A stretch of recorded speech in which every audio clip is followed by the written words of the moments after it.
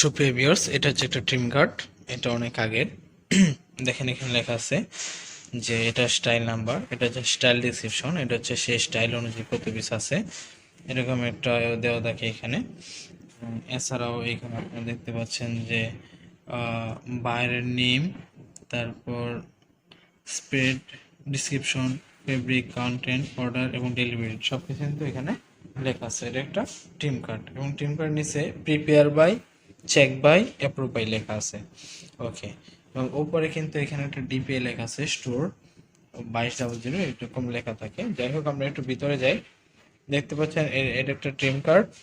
তো এই ট্রিম কার্ডের প্রথমে দেখেন এখানে একটা ফেব্রিক সোয়াস রয়েছে। এই ফেব্রিক সোয়াস কালার লেখা আছে, প্যাটার্ন লেখা আছে, এটার কালার লেখা আছে, এটা প্যাটার্ন লেখা আছে। এই ফেব্রিকের জন্য মূলত এই কালারের সাথে ইউজ করতে হবে এবং এই কালারের বাটনগুলা ইউজ করতে হবে, ঠিক আছে। এবং টিম কার্ড এই জিনিসটা মাথায় রাখতে হয় যে এই এরকম যেরকম কালার দেওয়া আছে, এই কালার ফেব্রিকের জন্য এই কালার সুতা, এই কালার বাটন ইউজ করতে হবে, এই কালার ফেব্রিকের জন্য এই কালার সুতা, এই কালার বাটন ইউজ করতে হবে। এখানে দুইটি ইন্টারলাইনিং আছে, এটা হচ্ছে যেটা লাইট কালারের জন্য হোয়াইট ইন্টারলাইনিং, আর হচ্ছে ডার্ক কালারের জন্য ডার্ক ইন্টারলাইনিং ইউজ করা হয়। তারপর এখানে একটা মেইন লেভেল রয়েছে, পাশাপাশি একটা ফ্লামিলিটি লেভেল রয়েছে একটা। তারপরে এখানে দেখতে পাচ্ছেন যে আপনি এখানে কেয়ার লেভেল রয়েছে, 100% লেখা আছে। তারপর এখানে একটা ওকোটেক্স লেভেল রয়েছে। এছাড়াও যদি আমরা টিম কার্ডে আরো কিছু যদি দেখি, তাহলে এখানে কি কি রয়েছে দেখি। এখানে প্রত্যেকটা কালার ওয়াইজ থ্রেড এবং এই কালার ফেব্রিকের জন্য এই কালার সুতা, এই কালার বাটন ইউজ করা হবে, ঠিক আছে।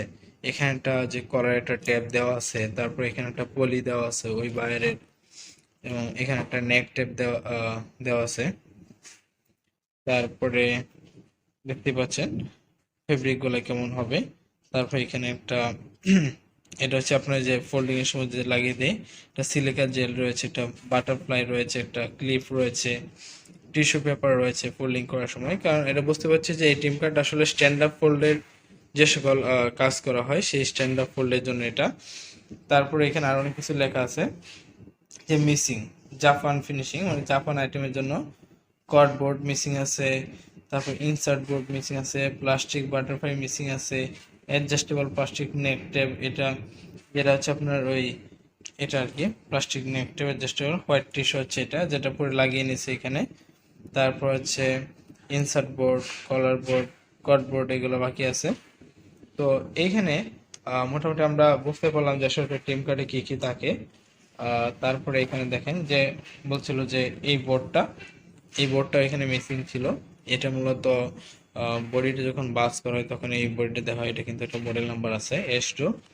এছাড়া কিন্তু এখানে তার যে সাইজ লেভেলগুলো রয়েছে সেই সাইজ লেভেল এখানে নাম দেওয়া আছে। দেখেন এখানে আইটেম পিও সাইজ লেভেল দেওয়া আছে এখানে।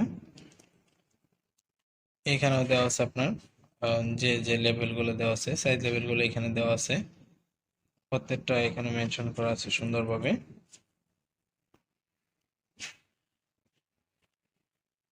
এখানে তার যে পিডিএমটা দেওয়া আছে, যে স্টাইল ডিসক্রিপশন সবকিছু এখানে দেওয়া আছে। তো ভিউয়ার্স, এই ছিল একটা টিম কার্ড। আর যে টিম কার্ডের ভিতরে কি কি থাকে সম্পূর্ণ ডিটেলস আমি আপনাদের সাথে ডিসকাস করেছি। যে টিম কার্ডের এ টু জেড সবকিছু আমি শেয়ার করেছি। আশা করি আপনারা বুঝতে পেরেছেন যে আসলে টিম কার্ডটা কি এবং টিম কার্ডের ভিতরে কি কি থাকে। এছাড়া যে সকল টিম কার্ডের মধ্যে আপনার প্যান্টের থাকে ওইগুলোতে জিপার থাকে, হ্যাঁ, নানা ধরনের হ্যান্ড ট্যাগ, নানা ধরনের প্রাইস ট্যাগ থাকে, যেগুলোতে অনেক hand tag, price tag, size sticker এরকম থাকে। যে টিম কার্ডের মধ্যে এটা একটা শার্টের টিম কার্ড, যে এটাতে কোনো হ্যান্ড ট্যাগ, প্রাইস ট্যাগ নাই, যার কারণে এখানে নেই, বা কোনো জিপার নাই বা রেবিট বাটন নাই, কিন্তু অনেক টিম কার্ডে কিন্তু ওগুলো অ্যাটাচ করা থাকে। তাহলে আশা করি বুঝতে পারছেন যে একটা টোটাল টিম কার্ডে কি কি থাকে। আল্লাহ হাফেজ।